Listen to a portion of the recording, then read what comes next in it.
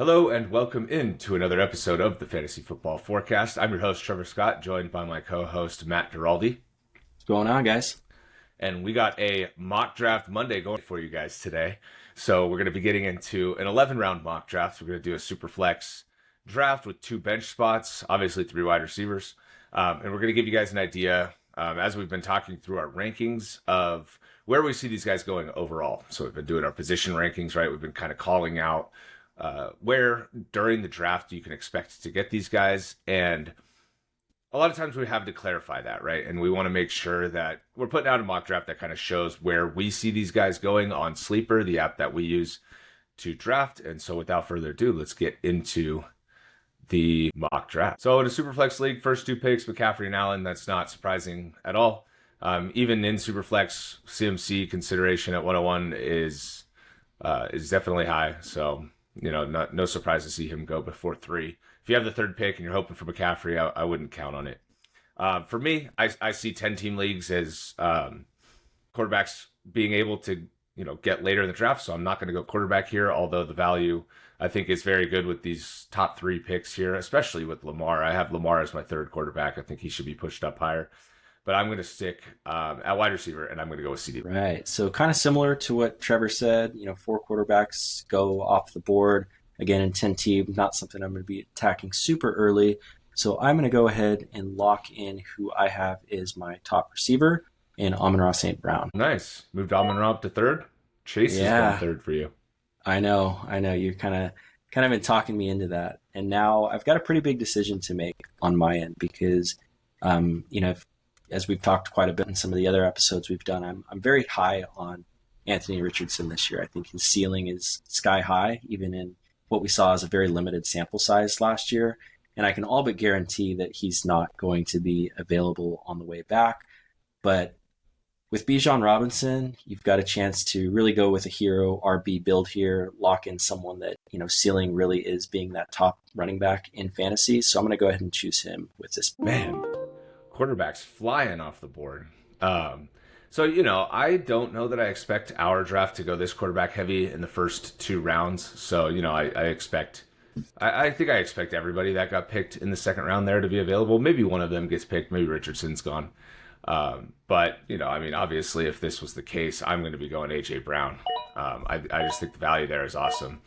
And it plays right into the 2 wide receiver start. So that is very good for me. I'm going to mute the draft. I should have done that at the beginning, but because it was beeping while I was talking.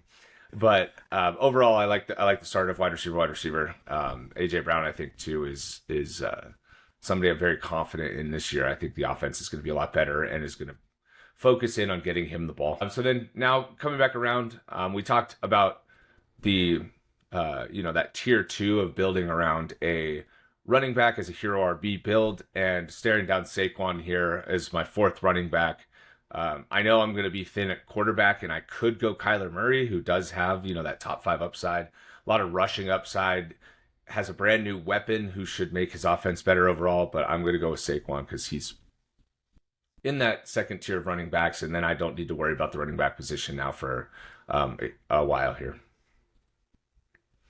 Yeah, that's a pretty scary start that you have going on right now. I mean, if I was drafting against you in our normal league, I'd be pretty petrified with those first 3 picks because I think they're fantastic, assuming that you can find, some good value at the quarterback position.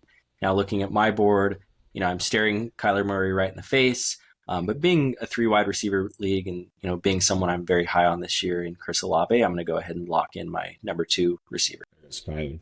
And see, that's interesting because Kyler was the other one I was considering, and he fell all the way past your pick. Yeah, I mean, I think, Kyler obviously, like you said, has top 5 upside this year, so I could regret that. But again, having to start 3 minimum, 4 typically wide receivers, I know it just thins out so much. So I want someone who I believe I can rely on as a sure number 2.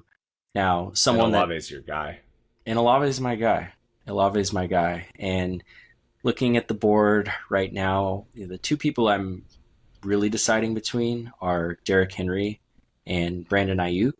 Now, I know I kind of teed up Hero RB with Bijan Robinson, but I've talked a lot about Derrick Henry this offseason and what I think his role is going to be on what should be a very prolific offense that wants to run the ball.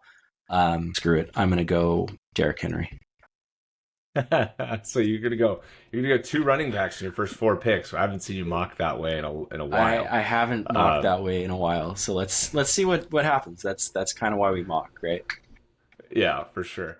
And the guy that I really like at this range kind of fell into my lap. It's interesting because what I'm going to do here, I think I need to update my rankings a little bit too because Pittman is kind of my target here in the fourth round. I think he's in Superflex. I just am not right. This is why we talk about Pittman being down here, right? You see Pittman in 12 team standard, maybe getting picked at the 2-3 turn or somewhere in the middle of third round. But in Superflex, right, he's pushed all the way down to 40 overall and is available at 408. So this is the kind of player that when we're talking about him, or even Josh Jacobs, right, at 406. And that's not going to be the case in normal leagues. But I think I did have Mike Evans ranked one spot ahead of Michael Pittman. But I'm going to take Michael Pittman here. So I think I need to switch them in my rankings. There goes Evans. All right, and so as badly as I need a quarterback here, I think it's about time, right? In the fifth round, as I'm about to have, a large number of picks go between 14 picks, I think something like that between my picks, and I'm staring at Goff, who I do have at 12 among quarterbacks, and so not exactly a QB1, but somebody that I think can be consistent, will be on a great offense, and should produce at a high level from a fantasy perspective. So I'm going to get in on my first quarterback here and go with Goff. Yeah, and he's playing 14 of his 17 games in a dome this year. So if you're a Can't believer overstate that enough. in that, I mean that's pretty wild. Okay, so kind of the similar logic with you. Definitely need a quarterback. Looking at the board, you've got Caleb Williams, who's an unknown. Obviously has a high ceiling, but could potentially have a lower floor. Trevor Lawrence, who I'm not 100% sure I'm super sold on, kind of looking down the board. I think, I can get like a Stafford or Rodgers later. So maybe what I'll do is lock in. Oh, man, this is tough. I really like Mark Andrews. I was thinking Nico Collins or Deebo Samuel. I already have Henry. Let's go Collins and see what happens. Oh, Jade! Oh, look at that stack with Jaden and Caleb Williams. That is a high risk team right there.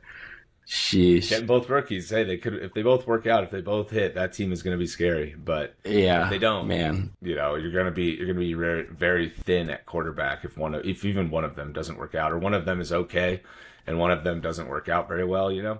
But I do like the idea, right? I mean, that team now has all the upside in the world. Yeah, So, I like the build. yeah. I'm going to do something a little bit out of character here. I'm going to load up with two players on the same offense. Obviously, they play two very different roles, but I'm going to take someone that you and I are both very high on this year and go ahead and get Mark Andrews. Not have to worry about tight end anymore until he Yeah, hopefully does not get hurt.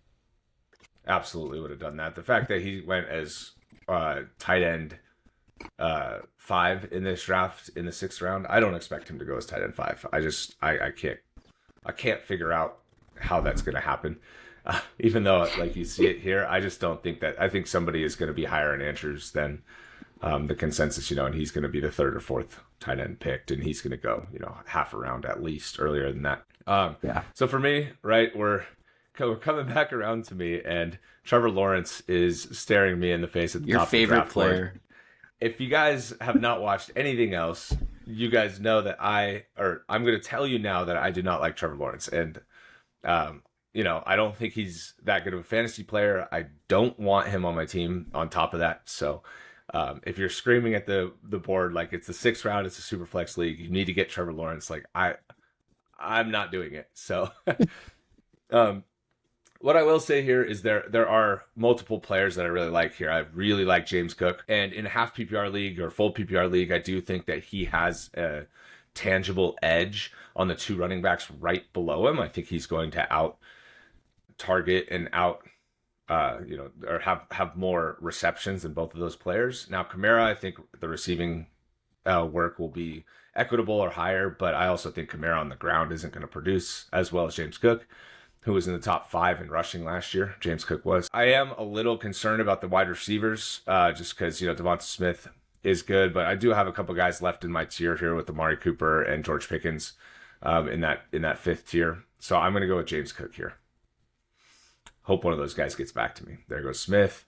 There goes Lawrence. There goes Pickens. So I guess I'm settling here for Amari Cooper. I did say, that's the last player in my wide receiver tier there.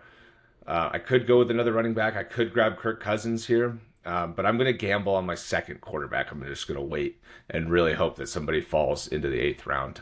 And in 10 team, this works a lot better. In 12 team, if you don't have your second quarterback already, you're going to be hurting. You need to make sure in a 12-team league, and maybe we should do a mock draft of a 12-team league and make sure we display how the quarterbacks go. But you definitely, in 12-team leagues, need to be getting a second quarterback before this. But I'm going to go with Amari Cooper here. All right. Well, I definitely don't like Joe Mixon, and similar to how Trevor felt about Trevor Lawrence, is kind of how I feel about, and I know he kind of feels about Joe Mixon as well. I like the role that he's going into in the offense. Obviously, just don't think he's necessarily that great of a football player overall. I do think it's probably time to grab a quarterback. I'm looking at Kirk Cousins and Matt Stafford, both two guys that, I think are very safe, solid picks. I am going to go with Stafford just because there's a little bit more unknown with Kirk Cousins going on to a new offense. And with Stafford, I just think I can rely on, his consistency, assuming health with two great receivers. There goes Ingram. Kirk would have been good. I'm just going to go ahead and grab one of my favorite players in Tank Dell, have that 4th wide receiver spot filled out because at this point I'm going to be starting four wide receivers each and every week. Man, I thought I was the Texans guy. You end up with Nico and Tank on this team? Yeah, you can play the matchups. If there's health concerns, those guys can fly up to top 5 and 10 respectively.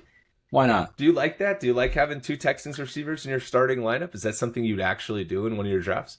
Maybe to start the year if it's a shootout projected, but as I build out the bench, I'm hoping I can get some guys that I can intertwine into that, and maybe a running back that I can throw in the flex.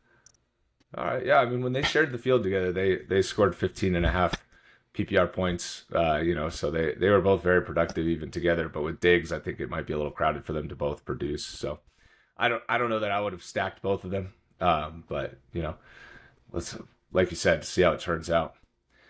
So here, right, we got that tier of quarterbacks here that I was hoping to be able to pick one from. I don't know how realistic it is to expect that you can get one of these 3 in the 8th round. If you're in our league and listening to it, let these guys fall. But I'm definitely going to take Kirk Cousins here. I like Kirk Cousins. He's usually in Superflex like a 5th round pick, and I do have him ranked at 15. So, I have him ranked ahead of a number of the guys that went. I have him ranked ahead of both of the rookies. I have him ranked ahead of Lawrence, and I have him ranked ahead of Stafford. So I'm going to go with Cousins here. I think that's a slam dunk pick for me.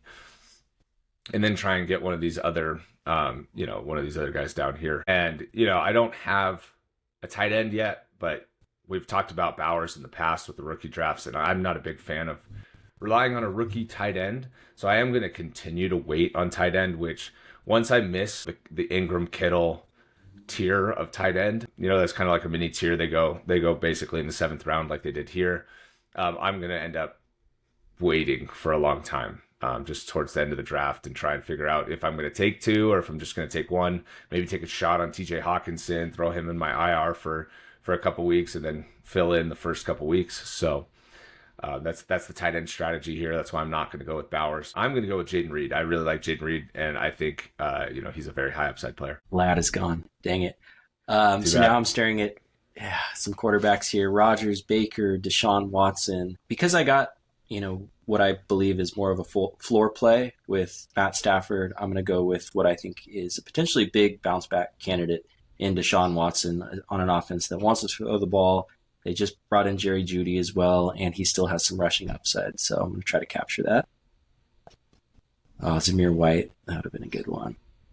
Okay, so there is one player that I'm going to see if he's still there, and I'm going to take him. Jonathan Brooks. So looking at the build that I have right now with Bijan and Derrick Henry, I can absolutely afford to be patient at the running back position. And I think Jonathan Brooks is someone where if you've built out a team where you've got two solid running backs to start the year, where there's no question marks about their role, their offense, things like that, grabbing someone like Brooks, who may take a while to get going, just based on when he was injured, and just overall, he's someone I think as the year goes on can be an RB1 type contributor. Yeah, I like Brooks a lot there. I I still think he's going to get pushed up as we get more confirmation on his health as Yeah, we get he closer to will. the year. Yeah, But if he doesn't, if he kind of sits here, I mean, that's the other thing about these super flex drafts with so many additional quarterbacks and with needing three wide receivers in your starting lineup, like the running backs really get pushed down. Like look, David Montgomery in the ninth round, like Samir White in the ninth round, and it didn't even feel like they were underdrafted really. So like I could see Brooks continuing to go here unless he's really making waves in camp, which as long as he's on the PUP, I don't necessarily expect him to be making big plays in camp or anything. He'll be wearing non-contact jerseys. So I like Brooks, and I'm hoping he stays low so that we're able to kind of take advantage. Okay, so for me, right, I have I have two running backs, two quarterbacks, and five receivers at this point. So my first bench player is definitely going to be a running back. So I'm going to get in on somebody that I think is like very good here. And I mean, maybe he loses his role. He's got obviously Devon Achane that he's got to compete with, but he had that last year and he was still able to get plenty of volume. And he's pushed right back to 110. I feel like that is kind of his floor. Like it doesn't exactly matter if your first bench player doesn't really work out, especially when they have the upside to be the RB2 overall, like he was last year. So, I'm going to go ahead and pick Raheem Mostert here. And there's still a lot of running backs here that I like. Devin Singletary, Nick Chubb. I wouldn't personally take Nick Chubb until we see him back on the practice field. I know there was a workout video that came out that displayed how much weight he could squat, but that isn't moving laterally. That's not making cuts. That's not that doesn't necessarily translate directly onto the football field. And he's still not practicing. He's going to be on the PUP. I expect him to miss the first 4 games. So I just don't want to take Nick Chubb. But one of the guys did fall, right? In Singletary and Warren, I very much like both of those players. I would have had no problem taking them.